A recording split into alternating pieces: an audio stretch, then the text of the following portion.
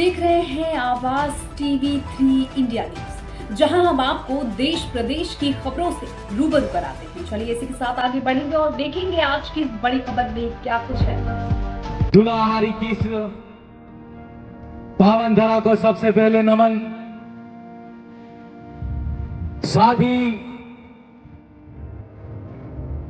हमारे मंच पर विराजमान तमाम समाज के उद्धारक, समाज के सुधारक और हमारी आजादी के लिए और हमारे हक अधिकारों के लिए लड़ने वाले तमाम मेरे पुरखों को शत शत नमन जोहार करता हूं। आज के मौके पर यहां पर चिंतन शिविर के माध्यम से जो कार्यक्रम आयोजित किया जा रहा है, उस कार्यक्रम में बांसवाड़ा, डूंगरपुर और यहां के क्षेत्र के स्थानीय खेरवाड़ा के तमाम वडील युवा साथियों और मेरी मातृशक्ति, मेरी बहनों, आप सबको मेरी ओर से, मेरी विधानसभा की जनता की तरफ से बहुत बहुत क्रांतिकारी जोहार। वक्तागण आए, अपनी अपनी बात रखी, आप सब सुन रहे हो, लेकिन कुछ समय पहले की जो बात होती थी तो राजनीतिक पार्टियों ने, चाहे वो जितनी भी आई हो गई हो, और उनसे लड़कर हमारे नेता जो बनते थे, उन लोगों ने हमारे समाज के अंतिम सिरे तक जो बैठने वाला भाई है, उस भाई को और उस बहन को और उस युवा साथी को अपने हक अधिकार के बारे में नहीं बताया। अभी हम देखते आ रहे हैं कि कुछ समय से जिस तरीके से यहां पर जो मध्य प्रदेश, गुजरात और राजस्थान के अंदर ही नहीं, पूरे भारत देश के अंदर आदिवासी युवा हो, चाहे वडील हो, चाहे मेरी मातृशक्ति हो या बहन हो, उन सब के अंदर जो क्रांतिकारी भावना आई है, वो भावना वाकई में देखी जाए तो अच्छे अच्छे जो बरगद के पेड़ जो राजनीतिक रूप में स्थापित थे, उन बड़ों के पेड़ को उखाड़ के फेंक दिया। यह ताकत आदिवासी परिवार की ताकत है। आप सब यहां पर विराजमान हो, यहां पर पुरखों की लड़ाई की बात करें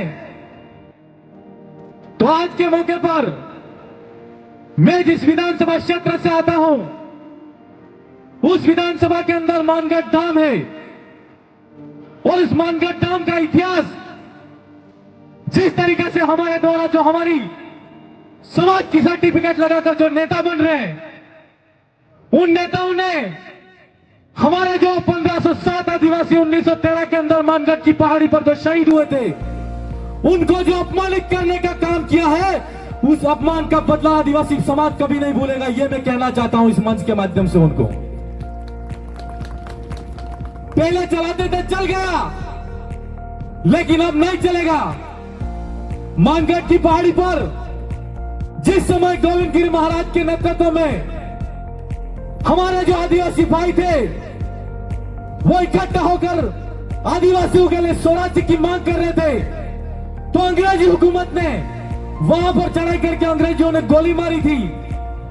तो हम जो मन्नालाल जी रावत सांसद हैं,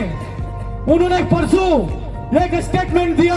कि एनसीईआरटी की पुस्तक के अंदर जो आदिवासी समाज का जो इतिहास लिखा जा रहा है, उसमें परिवर्तन होना चाहिए। मैं आज समाज की चादर और चिंतन शिविर के माध्यम से उनको कहना चाहता हूं, और सोशल मीडिया, व्हाट्सएप के माध्यम से या मीडिया के जो साथी हैं, वो यहां पर छापे कि उन्होंने जो स्टेटमेंट दिया है वो पाठ्यक्रम बदलने की बात करते हैं, और आदिवासी समाज ने अगर ठान लिया तो निश्चित तौर पर पाठ्यक्रम की बात छोड़ो, आपका इतिहास मिट जाएगा। यह मैं कहना चाहता हूं। हमारे इतिहास को मिटाने की हिम्मत किसी में नहीं है।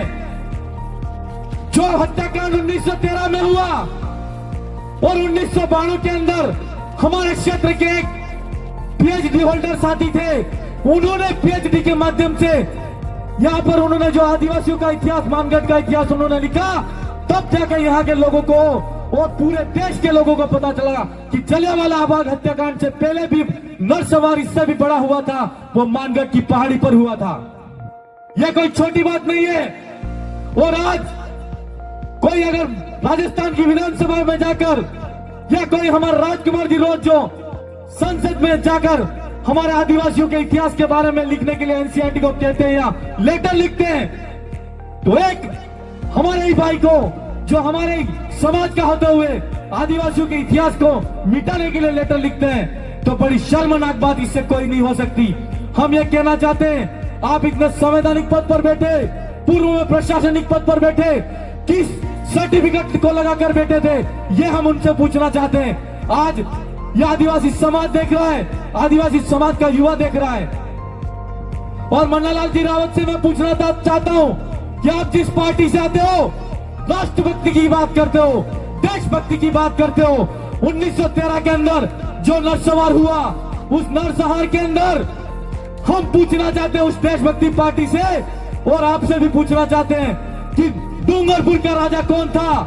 बांसवाड़ा का राजा कौन था, और संतरामपुर का राजा कौन था, यह हम आपसे पूछना चाहते हैं। जब हत्याकांड हुआ तो वहां पर जो फौज लगी थी, वो मेवाड़ पीलकोर, उस मेवाड़ पीलकोर की स्थापना किसने की थी? राजपूत रेजिमेंट जो बना था, वो राजपूत रेजिमेंट कौन था, ये पूछना चाहते हैं। और आज जिस देशभक्ति की आप बात करते हो, और आदिवासियों तो जिस आप देशभक्ति की बात करते हो, उन आदिवासी तो उस देशभक्ति से पहले भी लड़ाई लड़ने वाला आदिवासी समाज है। और आज हम हमारे समाज का जो इतिहास लिखा जा रहा है और हमको देशभक्ति का पाठ पढ़ा रहे हो आप,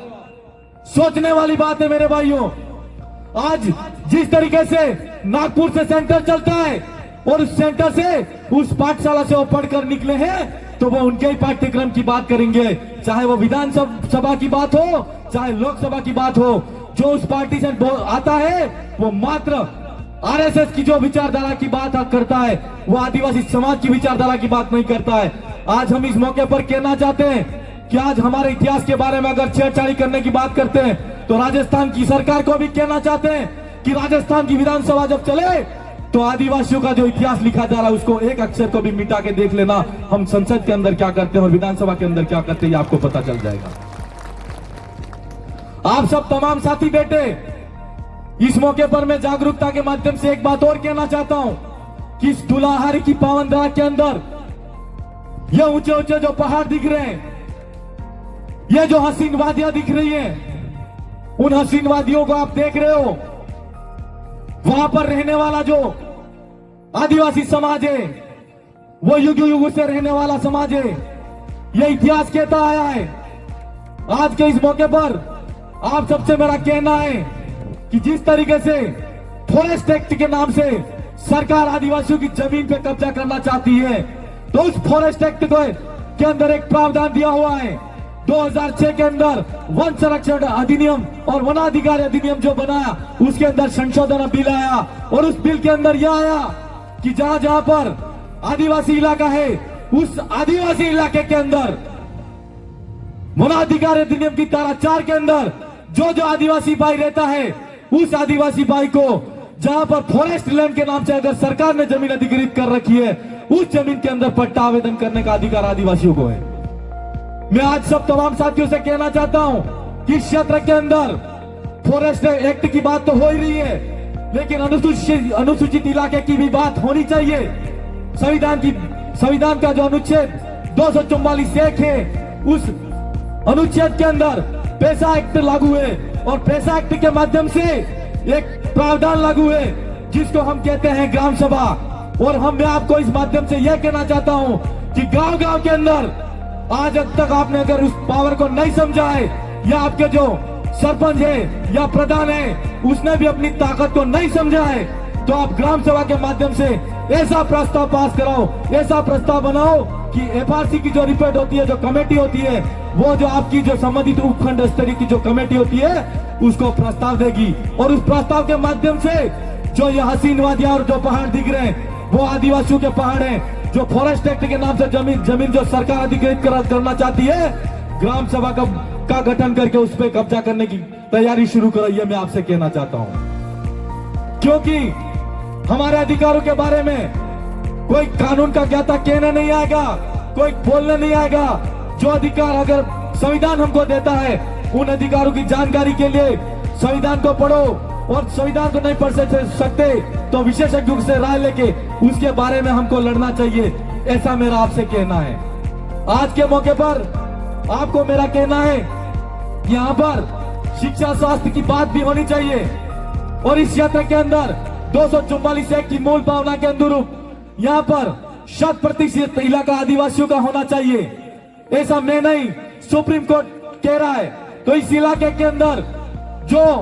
अधिसूचना 2013 के अंदर और 2016 के अंदर आज जो आई थी,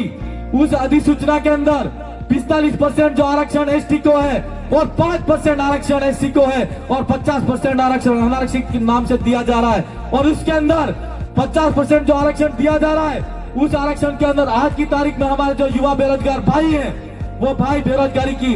होड़ के अंदर आगे बढ़ रहे हैं, लेकिन उस आरक्षण के बारे में कोई सोच नहीं रहा है। मैं युवा साथियों से कहना चाहता हूं कि इस क्षेत्र के अंदर हमारे साथ में भी वहां पर 2 एमएलए और बैठे हैं और एक सांसद हैं। आपकी मांग है, उस मांग को बुलंद करने का काम करो, और राजस्थान की जो सरकार है और दिल्ली की सरकार है उसको हिला दो, ये मैं आपसे कहना चाहता हूं।